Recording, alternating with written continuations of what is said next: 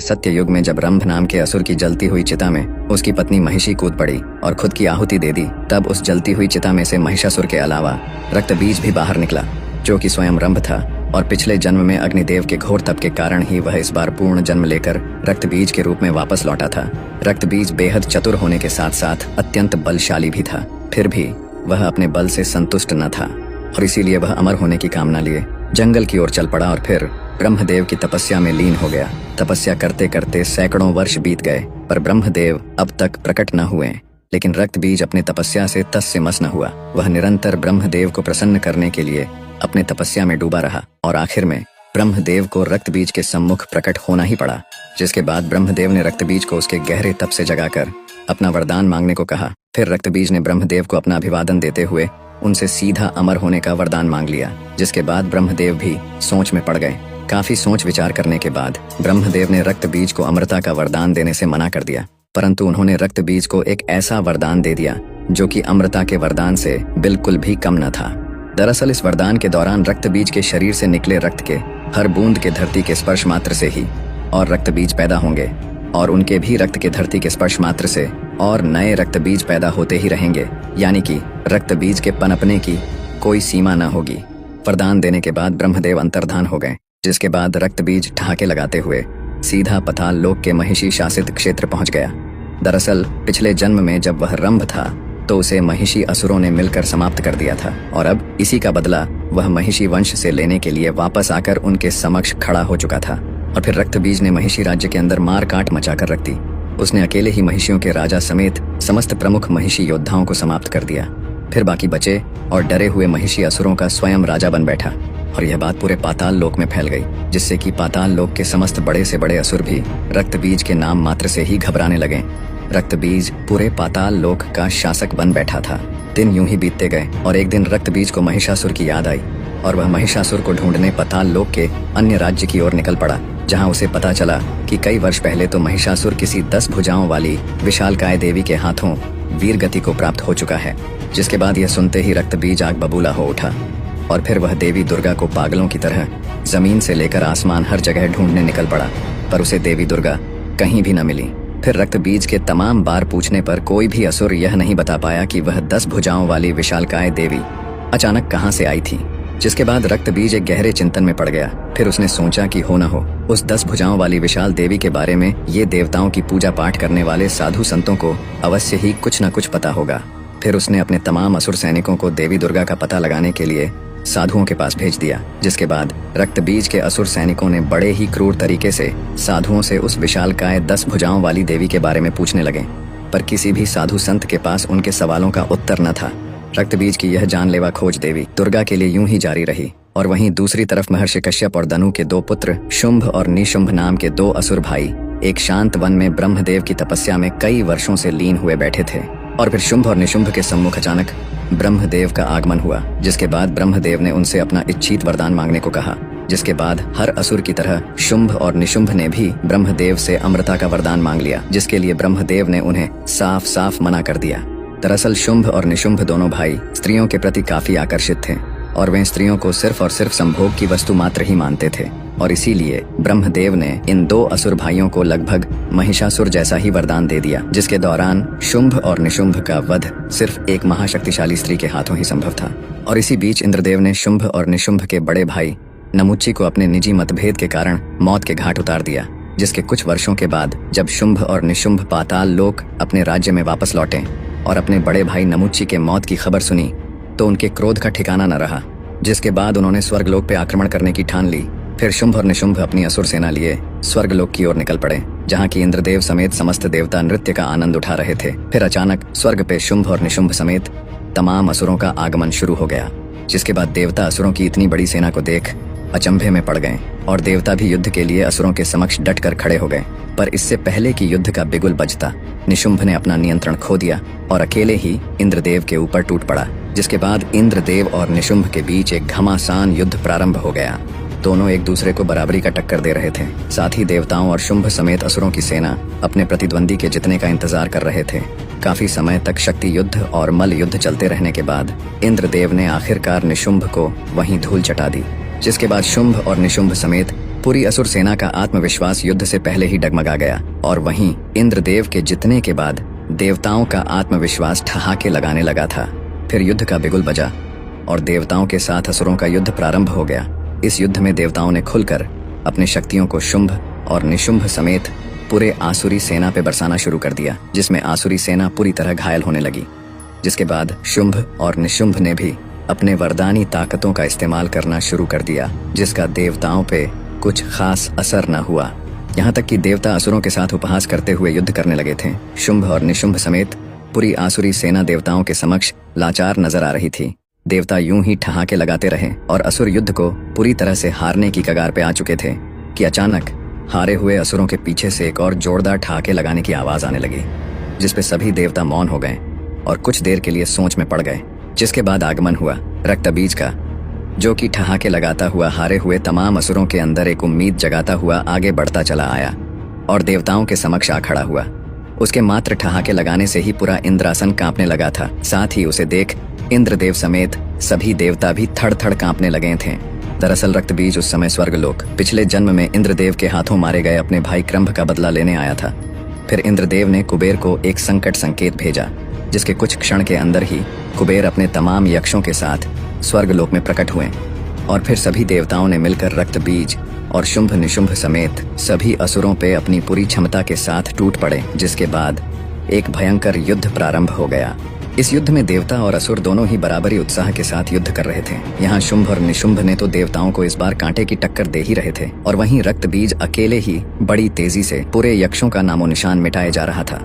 युद्ध यूं ही कुछ समय तक चलता रहा, पर कुछ समय के बाद देवताओं के सभी यक्ष सेना समाप्त हो चुके थे और अब इस युद्ध में असुरों का पलड़ा पूरी तरह से भारी हो चुका था। जिसके बाद रक्तबीज समेत शुंभ और निशुंभ एक साथ मिलकर सभी देवताओं के ऊपर टूट पड़े, जिनके भय से इंद्रदेव और कुबेर समेत सभी देवता स्वर्ग से अंतर्धान हो गए।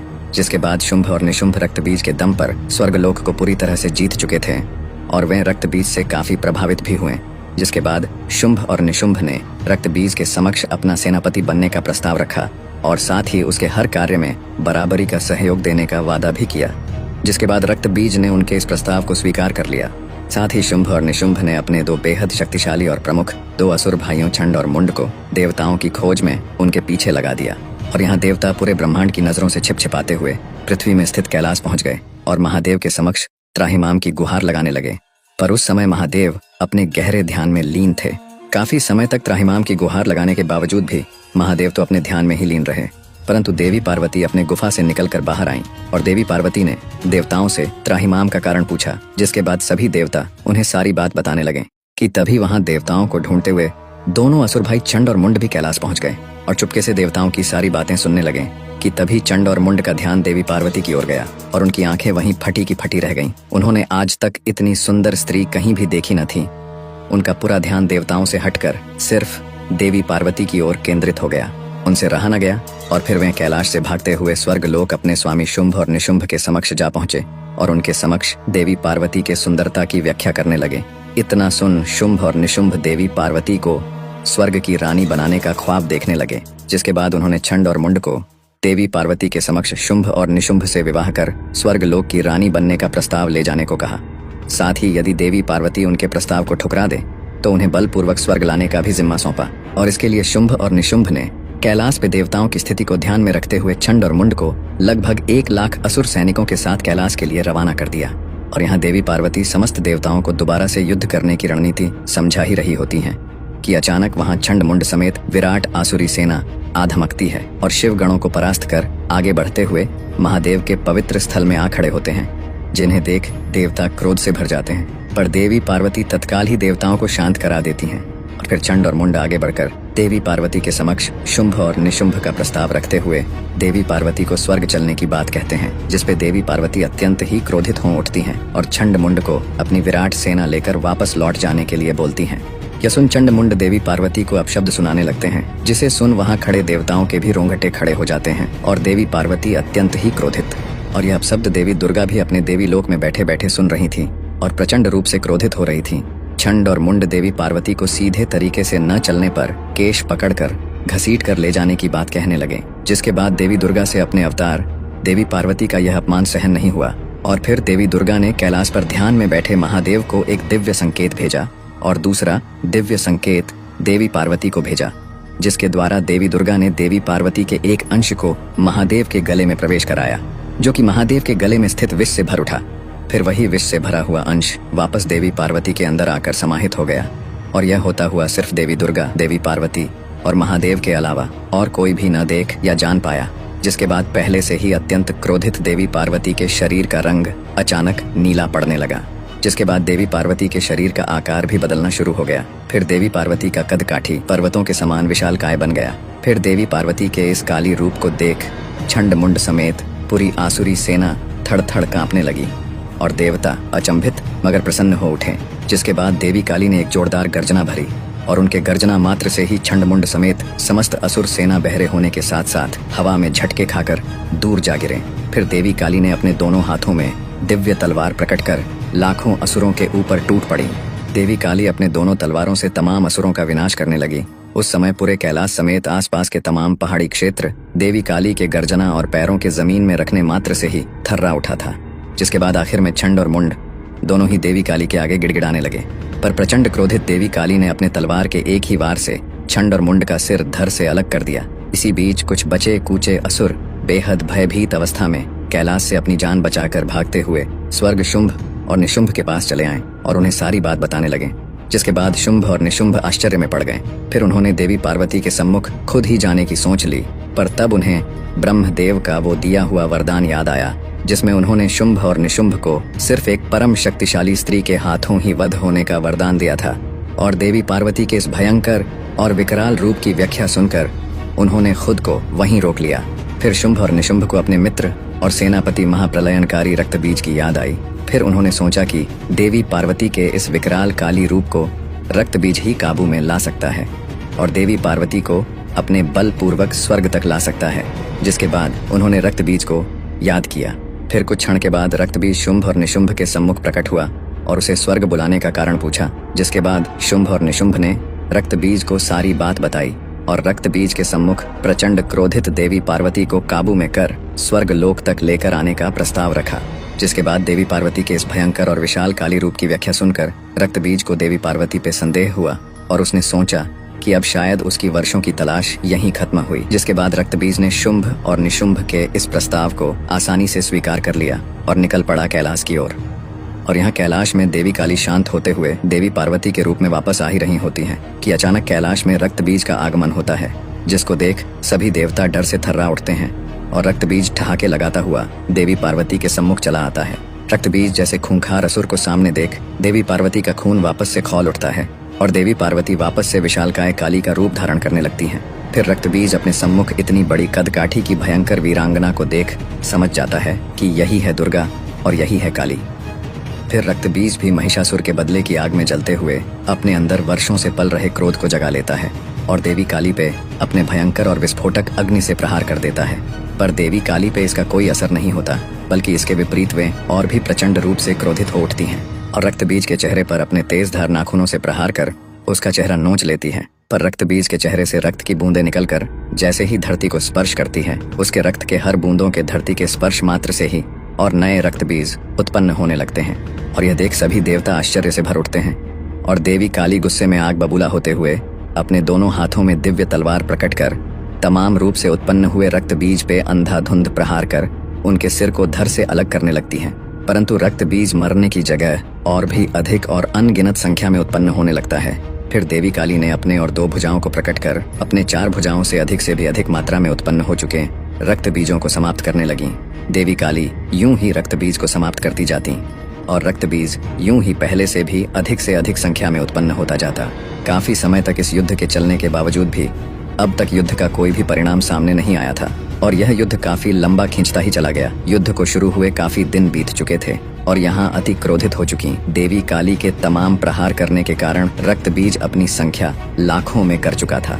रक्त बीज को इतने विशाल संख्या में देख इंद्रदेव समेत सभी देवताओं ने हिम्मत कर आगे बढ़कर देवी काली की सहायता करने की ठान ली। पर जैसे ही देवताओं ने युद्ध के लिए अपना कदम आगे बढ़ाया, देवी काली ने पलटकर सभी देवताओं को इस युद्ध में हस्तक्षेप न करने की चेतावनी दे डाली।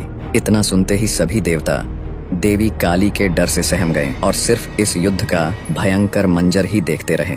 और यहाँ लाखों रक्त बीज अपने हाथों में तलवार प्रकट कर देवी काली को चारों ओर से घेरने लगे कि तभी देवी काली को देवी दुर्गा का संकेत मिला, जिसमें देवी दुर्गा ने देवी काली को रक्त बीज पर हमला न करने की सलाह दी और तमाम रक्त बीज को एक साथ में समाप्त करने का उपाय सुझाया।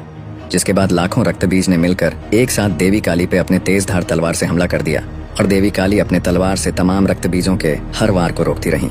फिर इतने प्रहारों के बीच देवी काली जोरदार गर्जना करती हुई अपना आकार और भी विशालकाय बनाती गईं और ये गर्जना इतना तेज और प्रभावी था कि इसके झटके से तमाम रक्त बीज असंतुलित होकर हवा में यहाँ वहाँ जाकर गिरने लगे।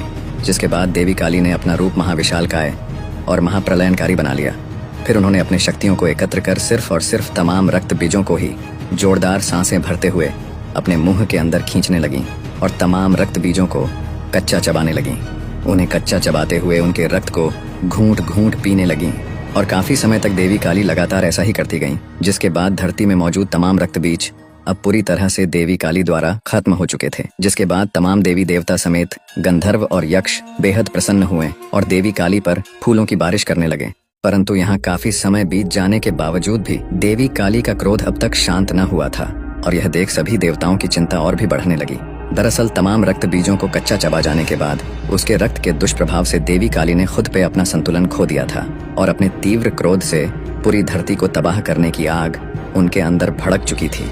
जिसके बाद अति तीव्र क्रोधित देवी काली असंतुलित होकर पूरी धरती को तबाह करने की ओर चल पड़ी। फिर इंद्रदेव समेत तमाम देवता यह देख चिंता में डूब गए। फिर उन्होंने श्री विष्णु को याद किया। जिसके बाद कैलाश में श्री विष्णु का आगमन हुआ और तमाम देवता श्री विष्णु से देवी काली को रोकने की गुहार लगाने लगे, जिसे कि श्री विष्णु अपने लिए नामुमकिन कार्य बताते हुए महादेव के लिए एक मुमकिन कार्य बताया और श्री विष्णु समेत सभी देवताओं ने महादेव को अत्यंत ही गहरे ध्यान से जगाने के लिए प्रार्थना करने लगे। जिसके बाद महादेव ने अपनी आंखें खोलते हुए श्री विष्णु को नमन किया और अपनी आंखों से तबाही से बिखरे पड़े कैलाश को देखा। फिर सभी देवताओं ने महादेव को सारी बात बताई। जिसके बाद महादेव की नजर काफी दूर तक पहुंच चुकी विशालकाय देवी काली पर गया। फिर महादेव अपने स्थान से अंतर्धान होकर अपना आकार बदलकर सीधे चले आ रही देवी काली के मार्ग पर लेट गए। जिसके बाद प्रचंड क्रोधित अवस्था में चलते चलते अचानक देवी काली का पांव मार्ग पर लेटे हुए महादेव के छाती के ऊपर पड़ गया। फिर जैसे ही देवी काली की नजर पांव के नीचे दबे महादेव पे पड़ी, वैसे ही उनका सारा क्रोध शांत हो गया और साथ ही उन्हें अपनी भूल का आभास भी। जिसके बाद देवी काली अचानक सामान्य आकार में आती हुई देवी पार्वती का रूप लेने लगी। फिर मूर्छित होकर धरती पे गिरने लगी कि अचानक महादेव ने देवी पार्वती को थाम लिया और उन्हें उठाकर अपने स्थान पे लेकर आए। देवी पार्वती को मूर्छित अवस्था में देख तमाम देवी देवता समेत शिवगण चिंतित हो उठे। फिर महादेव देवी पार्वती को चेतना में वापस लेकर आए और यह देख सभी देवी देवता समेत पूरा कैलाश खुशी के मारे झूम उठा। पर काली अवतार धारण करने के कारण देवी पार्वती का रंग रूप काला पड़ चुका था, जिससे कि देवी पार्वती परेशान रहने लगी थीं। फिर महादेव ने देवी पार्वती को ब्रह्मदेव की तपस्या करने की सलाह दी। जिसके बाद देवी पार्वती कैलाश के शिव स्थान से काफी दूर जाकर किसी और पर्वत की चोटी पर बैठकर ब्रह्मदेव की तपस्या में लीन हो गईं। देवी पार्वती कुछ वर्षों तक यूं ही ब्रह्मदेव की तपस्या में लीन रहीं। फिर एक दिन ब्रह्मदेव देवी पार्वती के सम्मुख प्रकट हुए और उनसे अपना वरदान मांगने को कहने लगे। जिसके बाद देवी पार्वती ने ब्रह्मदेव से अपना रंग रूप वापस दिलाने को कहने लगी। जिसके बाद ब्रह्मदेव ने अपने तंत्र से काली अवतार के दौरान देवी दुर्गा की शक्ति के साथ शिव के विष के आपस में समाहित होकर उत्पन्न हुए ऊर्जा को देवी पार्वती के शरीर से अलग कर दिया, जिसके फलस्वरूप देवी पार्वती का रंग रूप पहले जैसा ही हो गया। फिर देवी पार्वती अत्यंत ही प्रसन्न हुई। फिर देवी पार्वती के शरीर से निकली हुई वह अत्यंत ताकतवर ऊर्जा एक बड़े कद काठी की बेहद खूबसूरत वीरांगना में तब्दील हो उठी, जिसकी दिव्यता और चमक देख देवी पार्वती और ब्रह्मदेव अत्यंत ही प्रसन्नता से भर उठे और उन्हें एक नया भव्य नाम देवी कौशिकी दिया। ब्रह्मदेव ने देवी कौशिकी को इसी चोटी में शुंभ और निशुंभ नामक 2 असुर भाइयों के आने तक ध्यान मग्न रहने की आज्ञा दी।